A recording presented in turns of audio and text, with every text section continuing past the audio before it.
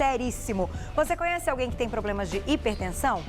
Várias pessoas, né? E normalmente as pessoas têm um cuidado de equilibrar e manter a pressão normal com o uso de remédios. Tem que fazer o uso de medicamentos quando necessário? Claro que sim. Se o seu médico colocou aí como algo necessário, que você precisa, tem que fazer uso de remédios. Mas e se você acertar a sua alimentação? Será que não vai melhorar mais ainda a sua qualidade de vida? É isso que a gente vai falar agora com a minha querida amiga Natália Colombo, nutricionista. Seja bem-vinda.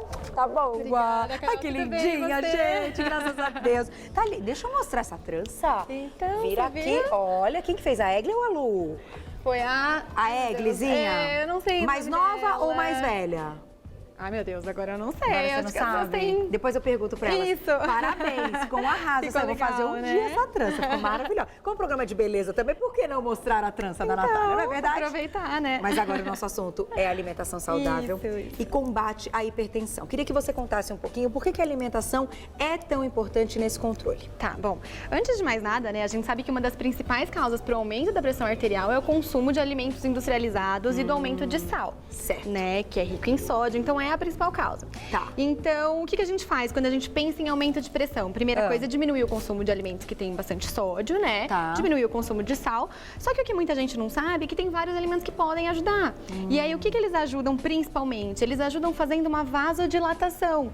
Então, fazendo essa vasodilatação dos vasos sanguíneos, ele diminui a pressão dentro do vaso. Então, com isso, você consegue melhorar.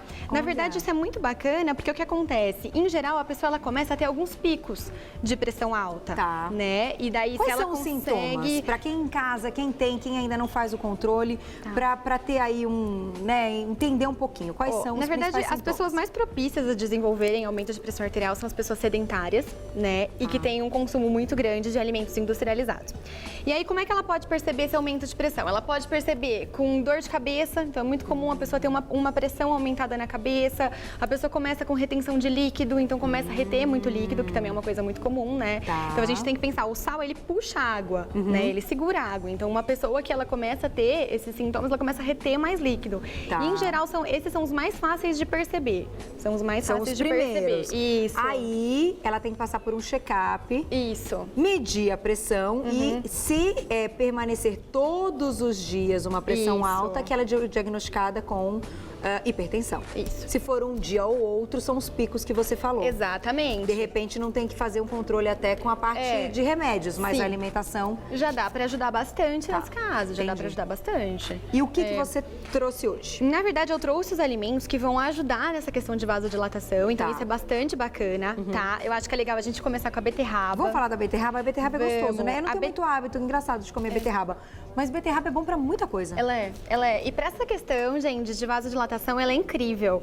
Ela tem uma substância que chama beta-alanina, que estimula essa vasodilatação. Então, é muito bacana. Então, para essa pessoa que começa a ter aí esses aumentos de pressão, a pessoa pode tomar um suco de beterraba, então pode fazer um suco de beterraba com melancia. A melancia também eu não consegui trazer, mas a melancia ela tem uma substância que chama citrulina, que também auxilia nessa vasodilatação. Olha que legal. Então, dá para misturar, por exemplo, beterraba e melancia, entendeu? Tomar sempre pela manhã, bem bacana. A beterraba, ela tem um índice glicêmico alto ou não? Sim, um pouquinho. Ela acaba tendo, não é o dos mais altos, mas o pico glicêmico o pico glicêmico que ela dá é alto. Então, assim, obviamente que o ideal é consumir com moderação. Tá, quem tem diabetes tem que tomar um certo cuidado. Tomar cuidado. Mas nesse caso, o que você pode fazer? Você pode pegar a melancia, a beterraba e pode colocar uma linhaça. Então, daí é interessante, porque a linhaça, ela é uma boa fonte de ômega 3, que também é um anti-inflamatório natural, então diminuindo a inflamação do organismo, né? Essa é uma outra coisa bacana. Então, colocando mais alimentos anti-inflamatórios e diminuindo a inflamação do organismo, você também regula a pressão. Tá? E também previne aumento de pressão. Então, o que também muitas pessoas não sabem é que um organismo muito inflamado, ele também acaba tendo como resultante o aumento de pressão. E hoje em dia, gente, é super comum, né? A gente pensa em uma refeição que você tem, que tem bastante carboidrato simples, você acaba aí ativando mais de 125 genes pró-inflamatórios. Sério? Então, é bastante coisa. Imagina uma pessoa que tem uma alimentação rica em carboidrato simples durante a vida toda, durante a semana toda. Tem tudo inflamado. Tudo inflamado. Olha, então, assim, é óbvio que dá pra você ter aí uma compensação, não é que você, uma refeição, mas é interessante você pensar que você tem que sempre compensar alimentos anti-inflamatórios com esses pró-inflamatórios. Olha, e só os carboidratos fazem isso ou gordura também, proteína também? Também. Na verdade, gordura saturada e gordura trans também contribuem para isso, para o aumento de inflamação do organismo. Proteína não? Proteína, dependendo da inflamação. O excesso de proteína animal na alimentação também interfere, também contribui. Gente, olha, e olha como a alimentação tem que estar equilibrada todos os dias. Desequilibrou, você pode correr o risco de dormir num dia mais inflamado, sem perceber. E, na verdade, é uma coisa muito bacana, né? Porque é tudo muito... Por qualquer coisa que a gente vá falar, por mais que a gente fale de diabetes, por mais que a gente fale de hipertensão, tudo é a base, né, gente? Então, se você não tem a base adequada, se você não tem uma alimentação boa, se você não... né, a base tá bagunçada, você fica mais propenso a desenvolver qualquer tipo de doença ou complicação. É verdade. E olha, chegou uma perguntinha aqui do Caio. O Caio tá participando super hoje. Beijo pra você, viu, Caio? Adoro. O emocional ajuda a prejudicar a hipertensão? Sim. Sim? Sim. Ele pergunta se existe algum alimento que pode combater nessa parte. Na verdade, o que seria interessante? Se a pessoa ela tá muito estressada, né? Ela vai ter esse aumento de cortisol que pode contribuir para o aumento de pressão. O importante nesse caso seria a pessoa tentar diminuir aí essa questão de estresse. Então, vamos supor que a pessoa está muito estressada, está passando por uma fase muito complicada. Daí seria interessante o quê? Ter um alimento com mais zinco, ter alimentos com mais triptofano. Então, por exemplo, a banana é uma coisa interessante, porque tem B6, tem triptofano, que vai estimular a produção de serotonina, consequentemente deixar a pessoa mais tranquila, entendeu? Então tá tudo ligado. Além da banana, tem mais algum alimento que você indicaria? Tá, pra questão de estresse, Isso. o próprio chocolate, gente, é uma coisa muito bacana. Né? Pra dar uma chocolate diminuída, amargo, né, gente? Também é bem legal. Dá uma baixada nesse estresse, né? Exatamente. Nessa ansiedade, talvez. Sim. E aí é legal a pergunta do Caio, porque muita gente pode ter o diagnóstico de pressão alta porque tá muito estressado. Sim. Né? O estresse aumentou. Gente, isso é super comum também, né? Não, chegou. Olha, essa pergunta é muito legal, da Michelle. Mi, um beijo pra você. Existe algum alimento que baixa a pressão na hora que a gente consome? Na verdade, os vasodilatadores, eles fazem isso. Só que assim, gente, eles ajudam, mas uma pessoa que já tem uma pressão muito alta, que toma medicamento, né, aí é um pouco complicado, mas em geral, sim. Não a ponto de você ter uma hipotensão, porque você tá tomando, a não ser que você tome uma dose absurda de suco, talvez isso até possa acontecer, mas uma pessoa que tá com pressão aumentada e toma um suco de beterraba com melancia, isso não acontece. E aí se sente bem. Isso. Na hora. Quem tem a pressão estabilizada, quem não tem pressão alta, também pode consumir, que não vai fazer mal. Não, inclusive esse suco de beterraba com melancia, ele é muito bacana para praticantes de atividade física. Então, antes de correr, antes de fazer a musculação, é muito bacana, porque melhorando a vasodilatação também melhora a performance, enfim. Então, é uma opção.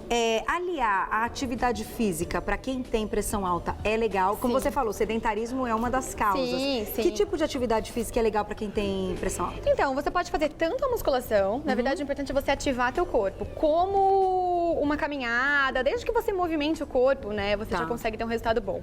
O importante é evitar o sedentarismo, né? E a pessoa geralmente começa a fazer alguma coisa quando ela vê que ela já tá toda com um monte de problema, daí que ela começa a pensar em fazer alguma coisa. Melhor não, né, gente? Vamos prevenir, vamos cuidar do problema antes dele chegar. Mas se você já tem a pressão alta, então qualquer atividade física nesse caso é benéfica.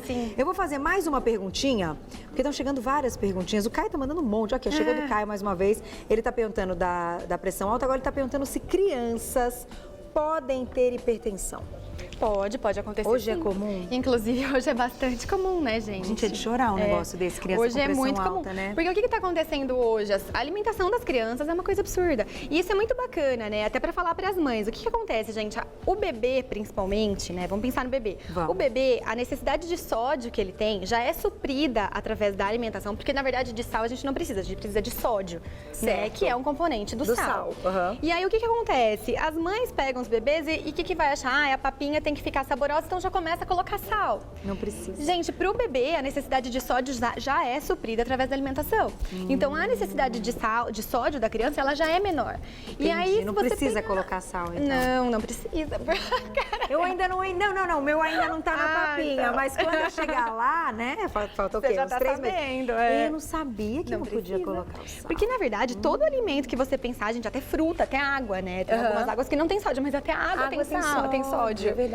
Então, se você parar pra pensar, é muito fácil a gente atingir a nossa necessidade. Tanto que a quantidade de sal que a gente deveria incluir nos alimentos é de 1 grama, né? Então, é muito baixinha. Entendi. Então, imagina uma criança que já tem uma necessidade menor, que come esse monte de industrializado, gente, bolacha recheada, tudo salgadinho. Tem sal, não é porque é doce que não tem sódio, né? Entendi. Tem bastante coisa.